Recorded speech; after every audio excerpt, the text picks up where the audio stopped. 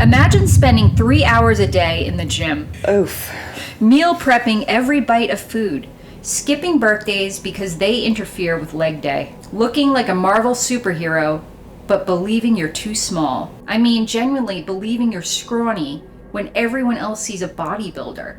You feel like a failure, like you aren't working out hard enough. That isn't insecurity, that's body dysmorphic disorder. And today we're talking about one of its strangest forms, when being the biggest guy in the room still isn't enough.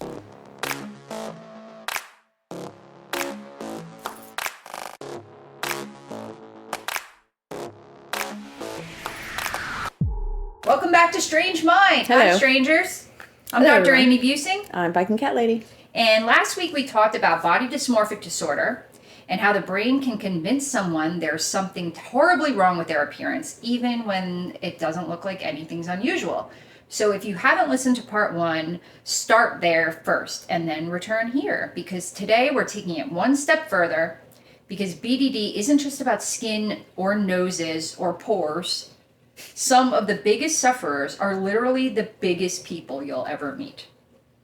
Okay, so before we talk about cosmetic surgery, which I did say we were going to talk about, we need to talk about muscles, because this has exploded over the past 20 years. Psychologists call this segment of BDD muscle dysmorphia, but most people call it bigorexia. Oh. Have you heard that term? Mm-mm. Okay. Nope. It's exactly what it sounds like. No matter how muscular someone becomes, the brain keeps telling them it's not enough.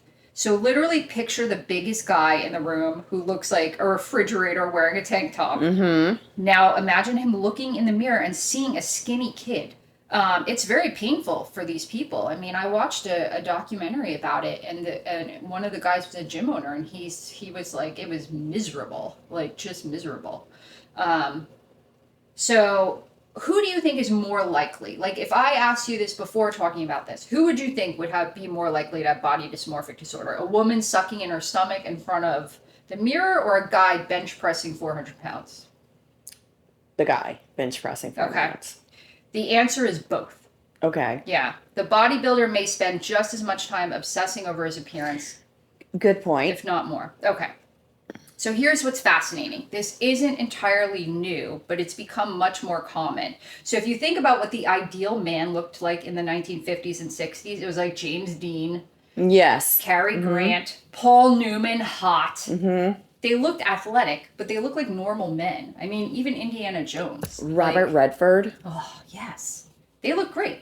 But then came the 80s, and here's Arnold Schwarzenegger, the tumor. It's not a tumor. Sly Stallone, Jean-Claude Van Damme, massive men. Oh my God! Remember Steven Seagal? Steven that Seagal. Guy too. Well, was he? Well, huge? he wasn't that huge. Yeah, but he was older. Yeah. He was more of like wearing a suit, wasn't he? Yeah, and he was I like know. into that MMA stuff. Right. Okay. He wasn't as massive, but still. Yeah. Still, he was big. But yeah. But if you look at today's action heroes, Marvel superheroes, DC, and I was thinking about this. We went to see the new Spider-Man yesterday, and he's fucking ripped. Tom Holland is ripped. Like six-pack. He's a tiny guy, and he's ripped. Exactly. And they are making him ripped. And that's, I think, well, we'll talk about that, but I think that's where, like, smaller guys are like, well, if Tom Holland can get ripped, then why aren't I? Mm-hmm. You know, but they don't realize what goes into that.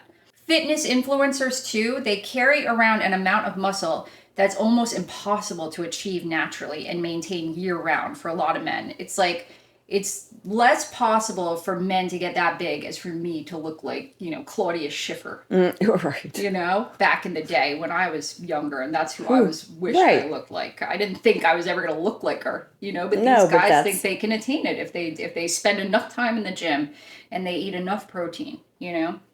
So the average 16-year-old kid isn't comparing himself to the kid down the street. He's comparing himself to someone with perfect lighting, a pump from lifting, professional photography, carefully timed dehydration, photo editing, and sometimes anabolic steroids. Mm-hmm. And that's not reality. So this is really, you can actually see this if you look at action figures now. And I saw some of these online, and I'll post them on the website for this episode. But if you look at like a G.I. Joe or a Star Wars figure, they were like normal. Like the Star Wars Jedi figure from when it first came out looked exactly like Mark Hamill. But now The chest is huge, the shoulders are wide, the waist is tiny. So by modern standards, the proportions are like Barbie. They're way completely biologically unrealistic. And boys grow up seeing that just the way that girls grew up seeing Barbie. So we talk about all these impossible beauty standards for women, but men have it too. And researchers have found that boys and men with muscle dysmorphia are much more likely to report being bullied when they were younger, especially for being scrawny or small. Makes sense. So what does it look like? It isn't someone who enjoys working out. It's when the gym becomes a prison. Like they feel like they have to go. They might work out even when they're injured, feel intense anxiety if they miss a workout, cancel vacations. I saw somebody said that he skipped like one of his best friend's wedding because it was the only day he could get to the gym. That's so fucking idiotic. I know, but it's a disorder. Yeah. You know, it's not like they're just like, I want to go to the gym so badly that I'm going to miss a wedding. It's like they feel like they have to. They avoid restaurants because they can't control the food. They avoid beaches because they're embarrassed of their bodies. Like this guy that I saw in the documentary, he was massive.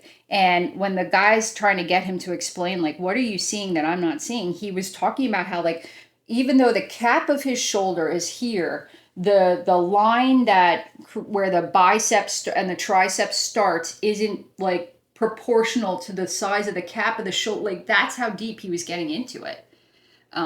It's just like you just spend so much time getting obsessed with these things. So others become trapped in an endless cycle of weighing and measuring and checking mirrors. It's the same disorder we talked about last week, but now it's totally about muscles. And one of the reasons it's so dangerous is because of steroids. If your brain's constantly telling you you're too small, what's the fastest way to get big is steroids. And researchers estimate that up to half of men with muscle dysmorphia have used anabolic steroids at some point, which is way higher than in the general population. And doctors are seeing growing numbers of high school kids and even middle school students now starting to use anabolic steroids. Where do they even get it from? I don't know, but kids in my high school did it. So they must like, I've heard that like gym owners, like small box gyms, they can like give it, but now it's like with the internet, you can probably get it online. I guess so. You can get I feel like you can get anything online. Exactly. Yeah. So I'm guessing that's where they get it. Yeah, I watched this absolutely heartbreaking documentary. It was a BBC documentary about this kid who was 18 years old and he had a heart attack from steroids, and his mom was just going nuts because she's like, you're beautiful, you're perfect, you don't need to do this. And even after having a heart attack at 18, he went on, continued doing it, and he had a heart attack and died when he was 20. Like, it's so terrible. Yeah, it's definitely a disorder. Even if you get like cosmetic surgery, that relief doesn't last. The muscles can get bigger and the obsession doesn't go away. Because again, the problem is not the muscles, it's the brain. Yeah. Okay. So this is what brings us to one of the cruelest parts of body dysmorphic disorder. Whether it's muscle, skin, or nose, people believe the solution is changing your body. But what happens is that changing the body doesn't change the way the brain sees it. So we will talk about cosmetic surgeries. I'm going to run these crazy statistics at you. Okay. People with BDD, all right, how many people of them have sought cosmetic surgery? Roughly 75 to 76 of people with BDD have sought some form of cosmetic treatment. Surgical, dermatological, dental. What do you mean 75 to 76? You mean percent? Percent okay. of the people Got you. with BDD. In high volume countries like the US, roughly 1 to 3% or less of the general population has a cosmetic procedure. So it's like 70, and this is like, it's a little off because the stats I could find were not like how many in a given year. They're saying 76% of people with BDD have sought it in their lifetime, whereas 1 to 3 have had something done of the general population. Okay, so outside of people who've got BDD. Right. That's a very small percentage. I thought more people got Botox in this. So I looked it up, and it's like 2.7% of the population gets Botox. There's no way that's right. Look it up. It's crazy. Because I was thinking like 1% seemed really low. And they're like, you're right. If we just do Botox, and this isn't like the whole thing, then that's why it said 1 to 3% of people. Well, I mean, I guess. I'm I mean, maybe we just hang out with a certain amount of people that get Botox. I don't know. I don't. But you have in the past. Yes. Yeah. Oh, yeah. It's been like 5 years, but I've had it in the past. Yeah, I had it like 4 times. And then if we talk about actual surgery, not like cosmetic things, 20 to 40% of BDD patients will get it in a given year. Well, less than 1% of the general population. That's insane. That's like, I think I looked it up and it was like 7 to 10% or 7 to 10 times more. I don't know.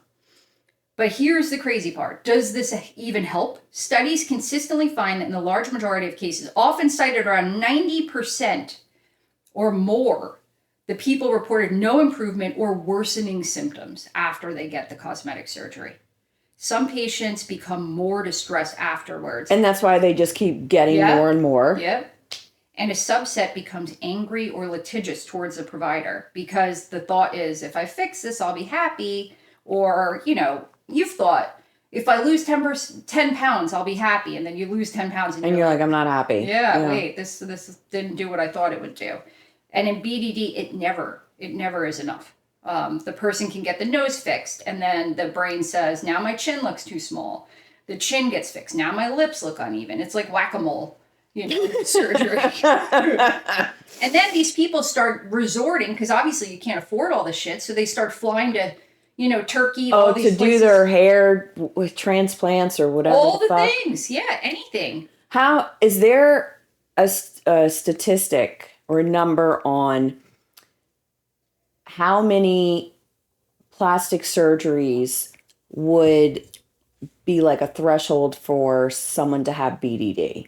Right. It's more about, so it's not about the surgeries. It's about all those behaviors combined. Okay. So you wouldn't, just because someone got 20 surgeries, you wouldn't necessarily say, oh, they must have BDD. They have to have all those things combined, where it's like there's this one specific perceived flaw. They obsess about it. They do the repetitive behaviors and it interferes with their life. Okay. So it could be like they have dysmorphia, body dysmorphia, which is kind of looser, but to have actual BDD by the diagnostic terms. But it's like splitting hairs here. It's still a fucked up problem. Yeah, it is. Oh, and listen to this. Even though it's incredibly rare, in some cases, the patient will take out their frustration on surgeons. Since 1991, 3 plastic surgeons have been murdered by patients with suspected BDD because of their surgical results. Holy shit. The one that I read about, it's like this woman went back and demanded that they fix it. They fixed it again. And she demanded again, and they're like, no, like you'll have to go to someone else, and came back and murdered the guy. Holy shit. Yeah. And 40% of surgeons have experienced some kind of backlash, lawsuits, physical assaults, threats with people with suspected BDD. There was this actor, his name is Reed Ewing. Have you heard of him? He's in Modern Family. Have you ever seen that show? Yes. Okay, so the daughter is Haley. Is it the boyfriend? Yes. Ah, yeah. Okay. Trevor? Trevor's. I've seen like 1 or 2. I didn't remember. It's funny. Travis, I forget, but he's a goof. He came out publicly not so long ago that he had BDD. He said when he first was in LA, he was like 20 years old and he went and got cheek implants. And then like here? Yeah. Okay. To like make his face more prominent, his structure more prominent. And he said that when he woke up, it's like his bottom cheeks looked like super gaunt. So he went, and the guy's like, oh, now you have to fix your chin. So he went on to get multiple procedures at 20. They're not saying, hey, why don't you go see a psychologist? He said not one of the doctors had any sort of mental health screening at all. And then one of the doctors said, do you have a history of depression? He said yes, and it didn't matter. Like it was just a question. Do you have it? Yes. No further follow-up. Cool. Yeah. So people aren't really, but I saw a lot of research studies about what they have, the dialogue they're supposed to be having with patients before these days. But people are shady. They just want their money. Yeah. Look at the people that feed propofol to Michael Jackson or Matthew Perry. They don't care. They just want to get their money. Right. You know? So a segue to this is I read this paper. It was by David Beale, published by Cambridge University Press, and he gives, throughout his career, these are the examples of the do-it-yourself surgeries he's had. There was a man who was preoccupied by his skin who believed it was too loose, so he used a staple gun. I knew where that was going. Yes, on both sides of his face to keep his skin taut.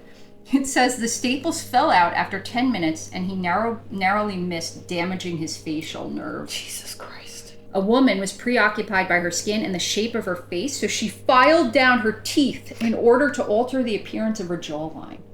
What? Okay, so this was in Cambridge. So I'm reading this and it says this other guy rode his bike into the back of a lorry. And I'm like, what the hell's a lorry? Oh, it's a truck. A lorry is a big rig, an 18-wheeler. So he was obsessed with fixing his chin, so he was trying to fracture his jaw so it could be reset. Cool. Yeah, so good plan. Right? Good plan. Sounds solid. So at the last moment, he freaked out, dropped his head, and instead he fractured his skull. Did that fix him? I was gonna say, well, like he had to get his skull reset. Maybe it made things better. Jesus.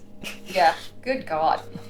This other guy used sandpaper as a form of dermabrasion to remove his scars. I mean, this guy was preoccupied by redness on his skin, so he exsanguinated himself by syringe and needle, and he would go to blood transfusion clinics to like take the blood out of his face so he would look paler. What? Like, I don't even understand that. You're just sucking blood out of your face so you look paler? That doesn't make any sense. Oh, exsanguinate himself. So maybe, like, when you, like, go get blood taken, you feel pale because you're, like, you don't have as much blood. How much blood do you have to take out? And this other woman was preoccupied by the ugliness of multiple areas of her body. She wanted liposuction, couldn't afford it. So she used a knife to cut her thighs and attempted to squeeze out the fat herself. That will not work. I know. Every single time. Right. Research shows 10 out of 10 times. Oh my God. I mean, I feel like you could die from right. I bet people attempting have. That. Yeah, I would think. So weird. I mean, because people die from actual liposuction that aren't even doing it, like Dirty Dancing with the fucking coat hanger. Yeah, right? No, it was like, yeah, he came in with a folding table and a dirty knife. I remember being in like middle school watching that, be like, what? I didn't even know what it meant. We weren't allowed to watch it, so I watched it at Angela Dupree's house. You were a little younger than me, though. I saw it in the theater. Okay, so this is the dark side. Suicidality. It's more stats incoming right now. In the general population, the people that have had suicidal thoughts in their life is 9 to 14%. Seems a little low to me to have thoughts, but okay, that's what they say. 80% of people with BDD have had suicidal thoughts. And lifetime suicide attempts in the general population, 2 to 5%, which that seems actually high compared to like the Botox is 2. But 24 to 28%. That's like a quarter of the people with BDD have attempted suicide. So it's roughly 6 to 8 times higher, and the attempts are roughly 5 to 10 times higher. So suicide risk is significantly elevated. So this is a very, very dangerous diagnosis to have. And not only because of these DIY stuff, but also because of suicidality. Yeah. And it's like, if you really believe that there's something horribly wrong with yourself and you feel like everyone notices and you have no escape from it, then people get completely hopeless. So the good news is BDD is very treatable, and the goal is not convincing someone that they're beautiful, because reassurance does very little. But they actually, SSRIs help because they help the obsessive thoughts. They kind of like turn the volume down on that. And then cognitive behavioral therapy, and that is aimed at the behaviors. So the mirror checking, the reassurance seeking, the avoidance, the compulsive behaviors. So, you know, I've worked with clients with OCD, like cleanliness, and part of that treatment would kind of be exposure, where we would have like, so you've noticed dust on a table. We're going to challenge you to look at the dust and then moderate the feelings that are coming up, right? And then try to convince yourself whatever the statement is. So it's very similar with BDD. It's like, do not look in the mirror, and then try to manage the emotions coming up and use positive self-talk to move past it. So it actually, treatment can be very helpful with this disorder. So here's a closing thought. The strangest thing about body dysmorphic disorder is that the person is not fighting a flaw. They are fighting a perception A mirror reflects your face, but your brain decides what that reflection means. And sometimes the most terrifying monsters are not the ones we see in the mirror. It's the one in our own strange mind. That's it for this week. If you want to check out our bonus episode this week, it's going to be about looks maxing. And it is very interesting. I had a great time researching this one, and I can't wait to tell Viking Cat Lady about some of the terms that I've heard. Yay. So in order to listen, you would go to our website, strangemindpodcast.com, and join the Stranger Society. And that's where we have all our coolest bonus episodes and other materials there. Excellent. So check it out. Thanks for tuning in. See you next time. Bye.